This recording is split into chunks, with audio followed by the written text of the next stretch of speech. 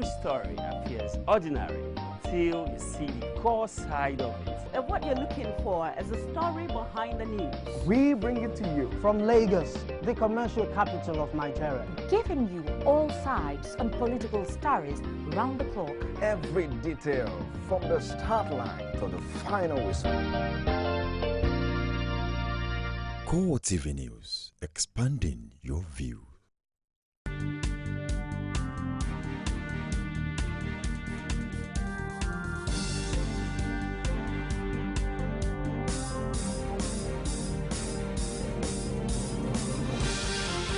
Hello and welcome to CoreTV Primetime News. I am Olajimoke Olatuji.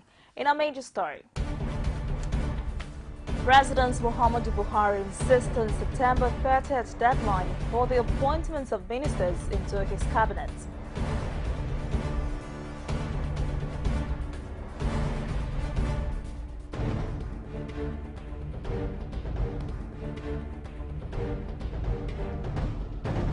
Nigerian military expresses concerns over what it described as misinterpretation of anti-terrorism warning.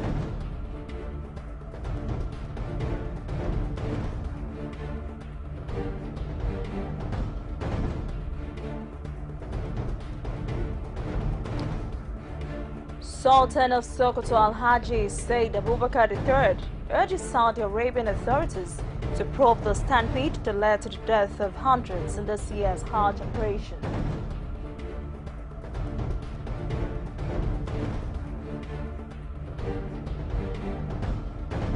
And outside Nigeria, Pope Francis meets victims of clergy sex abuse in the last day of his first visit to the United States.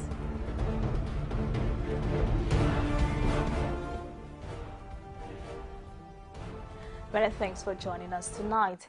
The army says its warning on the activities of certain individuals and groups in the northeast was not directed at the Borno elders and leaders of thought. It also expressed concerns about what it described as a misinterpretation of the warning. Army spokesman Colonel Sani Husman says in a statement that he did not mention any organization or individual's name to warrant any suggestion that the warning was directed at the Borno elders. He, however, insists that the warning was directed at a specific group of people whose activities are inimical to the country's quest for peace in the region. The army spokesman maintained that the military has credible information that certain individuals and groups are out to discredit the renewed fight against Boko Haram and is not prepared to allow them. The Emir of Ilorin, Ibrahim Sule Gambari, has described Thursday's disruption of the Eid al-Kabir prayer at the Ilorin Eid ground as an offense against God. Sule Gambari, who is the chairman, Kwara State Council of Chiefs, made this known when he paid the annual Eid al-Kabir visit to the state's governor, Abdul Fattah Ahmed in Ilorin.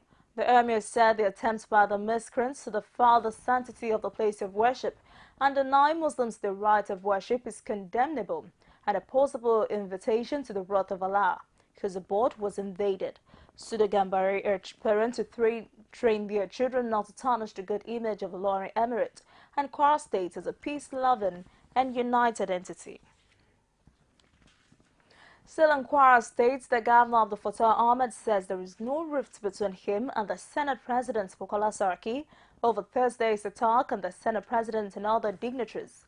In a statement by Senior Special Assistant on Media and Communications, Muhyiddin Akorede, the governor described as false and malicious the story published by an online medium, which claimed that Saraki blamed the governor for the attack on the dignitaries. He disclosed that he was never accused of leaving the Senate President vulnerable to attack by the miscreants at the Eid prayer ground. Ahmed also refuted the reports that Saraki got 1 billion out of the 4.3 billion naira bailout loan given to the state government. A former Senator, Femi Okoromo, has condemned the crisis rocking the Senate as unnecessary but expected. Okoromo, who represented Ogun Central, says the play-out in the Senate is a result when men of strange beds form an alliance they have no clue of sustaining. For him, it would not be the best of excuse if the president described the crisis in the Senate to not meeting up with the deadline of appointing his ministers before the end of the month. He stressed no successful government is governed properly in isolation. So the president, as far as those who, as his propagandists are concerned, can do no wrong. So even if he delays by another 3 months, they will say, oh, things have been spoiled to such an extent that they must correct them before he appoints ministers. These are all excuses and rationalizations. There is no provision in the Constitution for a president to govern alone as a sole administrator. Our Constitution is clear on that. Right from the first day he becomes president, it is incumbent upon him to send his list of ministers to the National Assembly. Even though there is no specification as to within how many days he must send it, but the Constitution makes it clear that he cannot govern alone. He must govern with ministers. So to that extent, any governance without ministers is governing as a sole administrator, which is not provided for in the Constitution. Nigerian workers under the umbrellas of the Nigerian Labour Congress and the Trade Union Congress have asked the President of the Senate, Bukola Saraki, to vacate his office pending determination of his case at the Code of Conduct Tribunal. The workers who spoke across the country said although Saraki is still on trial, he has not been found guilty of the allegations filed against him. It is morally right for him to vacate his office as Senate President to defend himself. The Office of the Attorney General of the Federation is prosecuting Saraki for alleged false declaration of his assets at the Code of Conduct Tribunal. The presidency is assured that the September 30th promise by President Muhammadu Buhari's deadline for the appointment of ministers would be met. The presidency spoke against the backdrop of a growing apprehension in the polity on the fact that it is only 5 days to the end of the month. Major concern also was the current travails of the Senate President Bukola Saraki at the Code of Conduct Tribunal, which many Nigerians feared may make the deadline not feasible. At the moment the Senate's function, it is to receive and screen the minister nominees from the presidency is on vacation to resume on September 29th, barely a day before September 30th. The Sokoto State Pilgrims Welfare Agency has reviewed the Sheikh Liman Danata, the chief imam of the Sultan Abubakar III Jamaat Mosque in Sokoto, is among those killed in the stampede in Mina, Saudi Arabia. Media assistant to the agency, Farouk Umar, made this known on Sunday. The revelation came in the heels of a statement by Governor Aminu Tambuwa's spokesman, Imam, who confirmed the death of 9 other pilgrims from the state in the Mina stampede. The media caretaker chairman of the Lere local government area of the state, Bello Gida Muhammad, his mother, stepmother and 2 wives also died in the stampede. The Jamaatul Nasrullah, led by the Sultan of Sokoto, Alhaji Said Abubakar, on Sunday has urged the Saudi Arabian authorities to probe the stampede, which led to the death of about 717 Muslims this year's Hajj operation. First Islamic cleric and leader of the Shiite movement in Nigeria, Sheikh Ibrahim al-Khazar, has attributed the tragedy to a Saudi Arabian prince whose convoy allegedly caused the stampede. He said the prince and others fingered in the tragedy should be sentenced to death. While commiserating with the families of the victims of the tragedy, the JNI urges Muslims never to be deterred, but rather remain steadfast in the current challenges confronting them. It noted that it was gratifying that the Saudi authorities were doing all they could to make the Hajj operation smooth the way it should be, but added the investigation into what led to the tragedy was necessary. According to the JNI, an investigation into the stampede becomes imperative in order to guard against future occurrences. As to watching CoreTV Primetime News, we'll take a quick break. I'll be back with more stories. Please stay with us.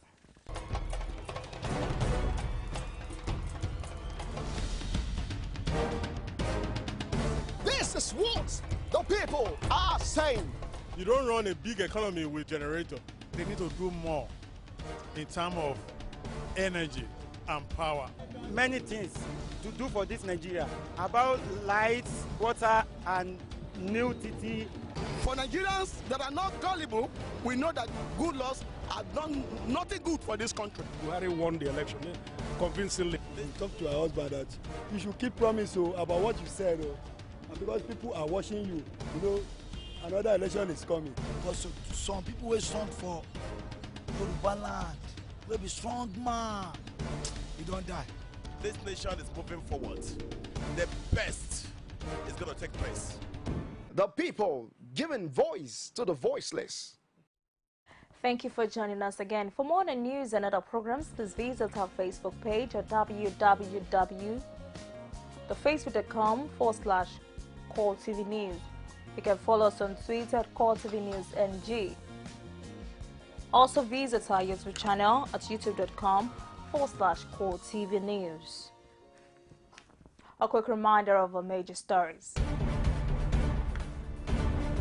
President Muhammadu Buhari insists on September 30th deadline for the appointment of ministers into his cabinet.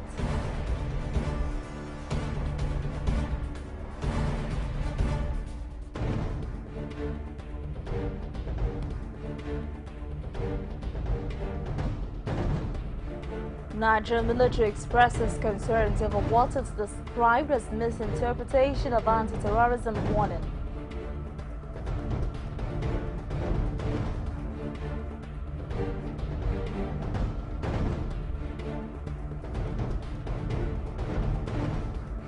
Sultan of Sokoto Al-Hajj said Abubakar III urges Saudi Arabian authorities to probe the stampede that led to the death of hundreds in this year's Hajj operations. And moving on, as the Bayelsa State governorship election draws near, the governor of the state, Saraka Dixon, is quite optimistic that the All Progressives Congress cannot gain any ground in the state. We know there's no contest, there's no challenge. What you hear about, what you read about is all propaganda. There's no APC in Bayelsa to threaten us.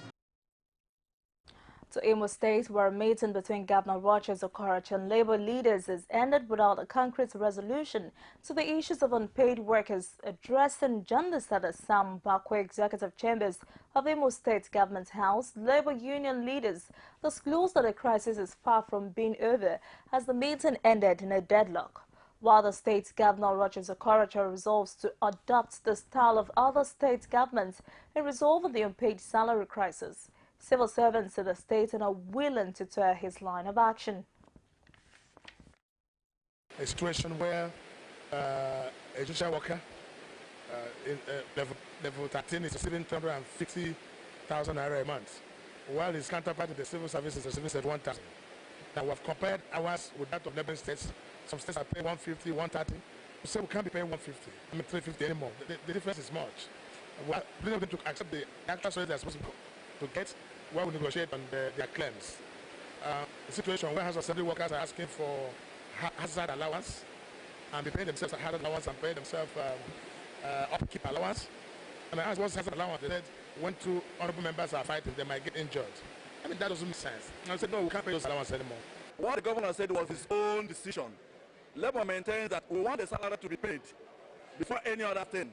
Any other negotiation, we want our salaries of all the staff, all those on the cut off their salaries, we want all their salaries to be paid before we can enter into proper negotiation. So there's no agreement. Why we're here today is still pleading with him. We're still pleading with the Excellency. Please pay workers, parastatals, pensioners their salaries. Pay them their salaries. Even if you are going to cut somebody's salary, you're going to do that. If you had paid within the month you're owing these people, it wouldn't have affected them. As Nigerians join the world to mark another World Terrorism Day, with this year's theme being 1 billion tourists, 1 billion opportunities, a Plateau State correspondent takes a look at the tourist sites in Plateau State. There are tourist centers in Plateau State that have the capacity to attract great wealth and enhance rapid development in the Middle Belt state. However, Plateau State is indebted to its workers, pensioners and contractors, and recently got a meager 5 billion naira from the federal government as bailout fund to cushion its internal obligation. When it has the capacity to generate such amount in multiple folds monthly through tourism. Experts are of the opinion that the tourist opportunities in Plateau State are even more than that of several countries in the world that depend solely on tourism for their national revenue derivation. Some of the tourist sites in Plateau State include the Riyan Rag, Wase Rag, Plateau Mambila, Cheryl Hills, Rayfield Resorts, Wildlife Park, Plateau Museum, among several others. Enjoy the view with some traditional tunes.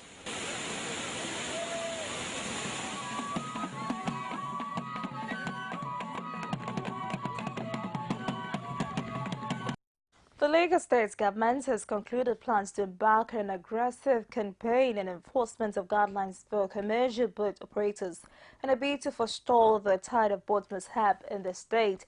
In a statement signed by the Managing Director of Lagos State Waterways Authority, LASWA, Abisola Kamson, the new drive is in line with the commitments of State Governor Akio Miambode to ensure the water transportation by all standards remains the most efficient and cost-effective mode of transportation. The aviation industry has witnessed several loss of lives and property, with billions which have been absolutely destroyed. Now, transportation by air is one of the risky challenges that has directly affected the Nigerian economy in negative ways over the years. Now, taking the current analysis of plane crashes across Nigeria and the deplorable state of the aviation sector, aviation expert Babatunde Yetayo has called for national aviation policies that would reduce the air mishaps currently resurfacing in the country and revamp the aviation industry.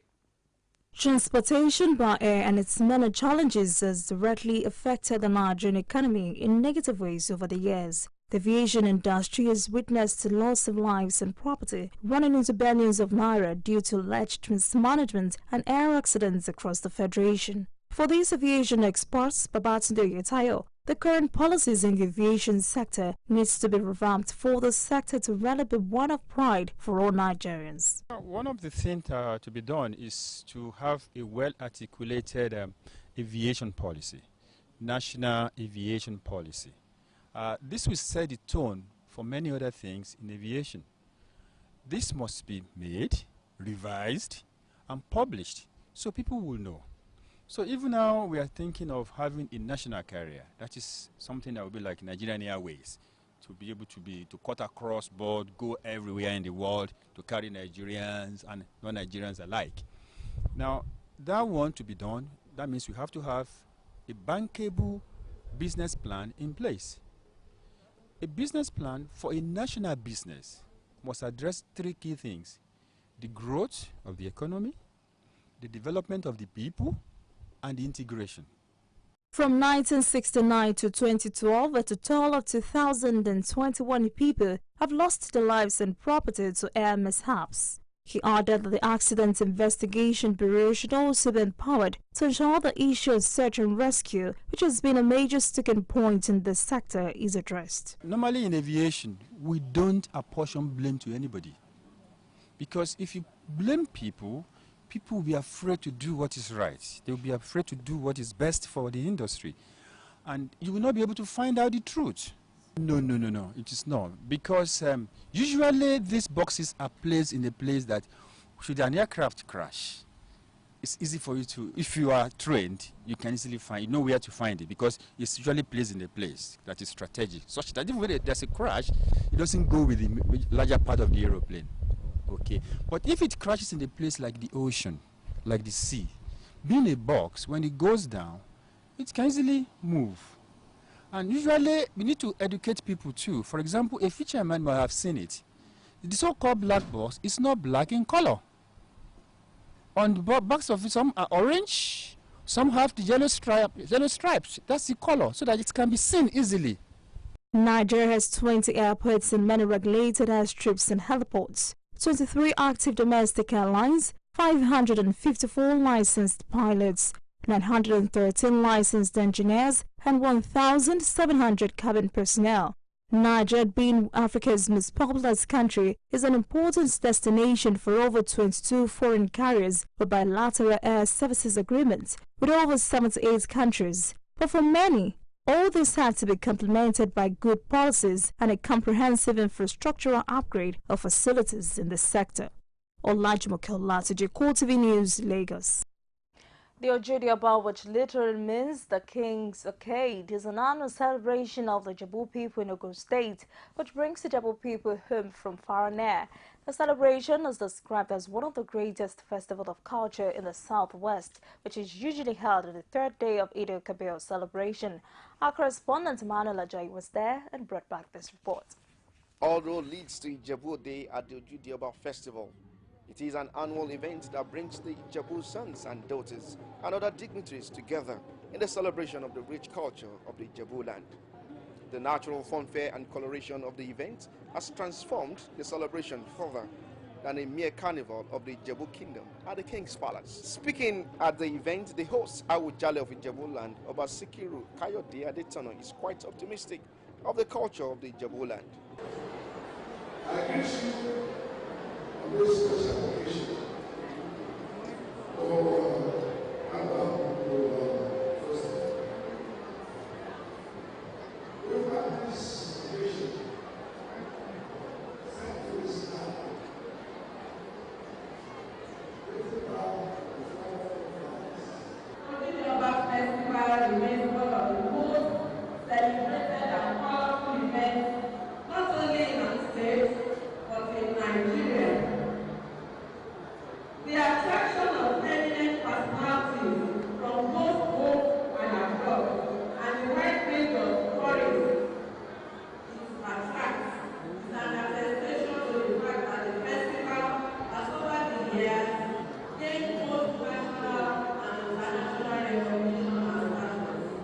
The event also play host to the governor of Bayelsa State, who hails the rich culture of Ijebu people.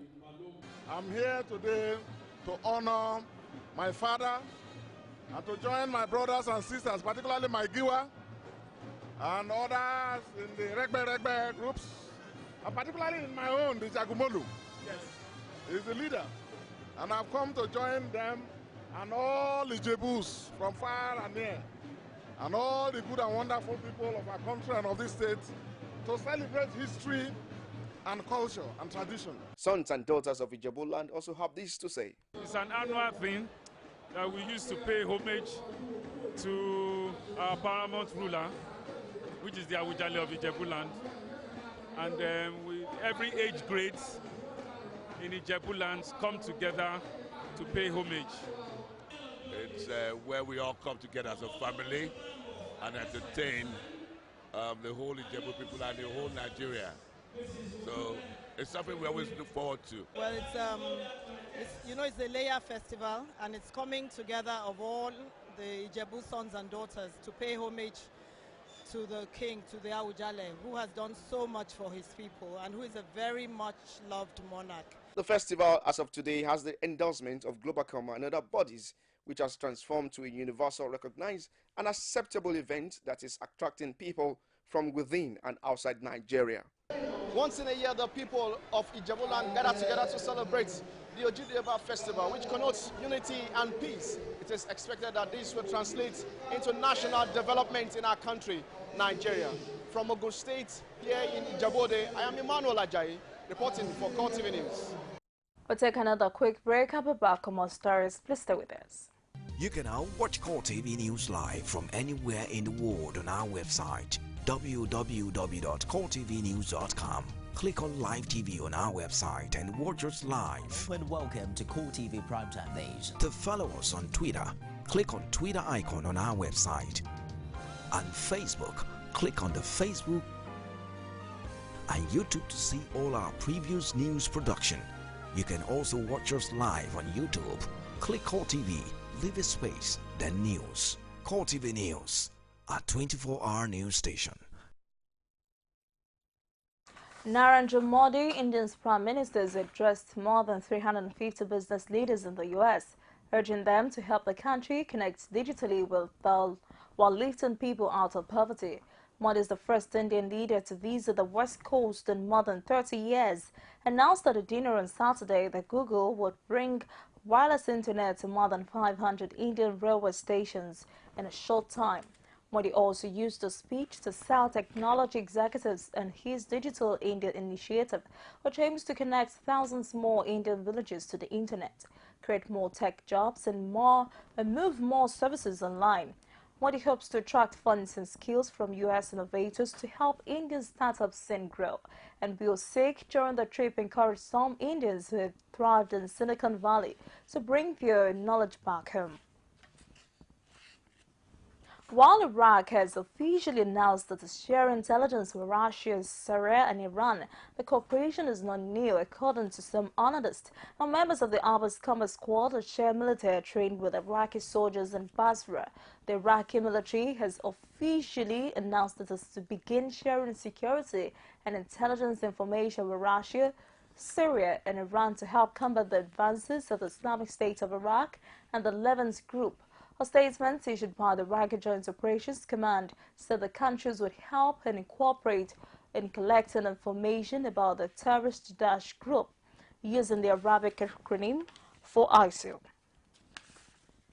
While Pope Francis has met victims of clergy sex abuse and vowed to hold responsible all involved in abuse and cover-ups, he said in Philadelphia on Sunday, the last day of his visit to the United States. The 78-year-old pontiff told bishops at a seminary he called for stronger oversight to ensure youths are protected and all responsible will be held accountable. Reports the priest had sexually abused children and bishops had covered up their actions emerged in 2002, growing into a scandal that has rocked the Roman Catholic Church. Now, victims groups say the church had not done enough. As many as 100,000 U.S. children may have been the victims of clerical sex abuse, insurance experts said in a paper presented at the Vatican Conference in 2012. Now, Crystal Palace moved up to 6th in the Premier League as UN Cabaye's penalty settled a low-kick clash against Watford at Vicarage Road. Now, Wilfred Zaha was the difference as he stepped from the bench and was tripped for the decisive second-half penalty. Palace deserved victory, having also hit the post through wide goal. Jose Gerardo's free kick came back off the bar for Watford, who remained the joint second lowest scorers in the division. And finally, Ireland moved back to the top of World Cup Pool D after a bonus point win over Romania in front of a tournament record attendance of 89,267 people at Wembley. Now, tries from Tommy Bowe and Kate Ayres helped Ireland lead 8-3 at the half-time. Osimhen Zabel excelling. Ayres' second touchdown after the break saw him equal Brian Driscoll's Irish record of 7 World Cup tries. Bowell then got his second try with Chris Henry and Rob Curley also crossing before over the 20s late to reply.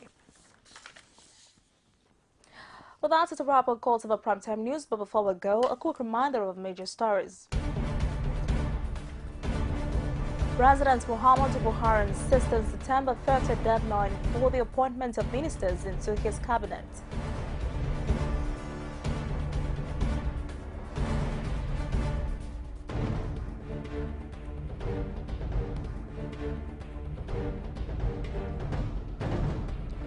Niger military expresses concerns over what it's described as misinterpretation of anti-terrorism warning.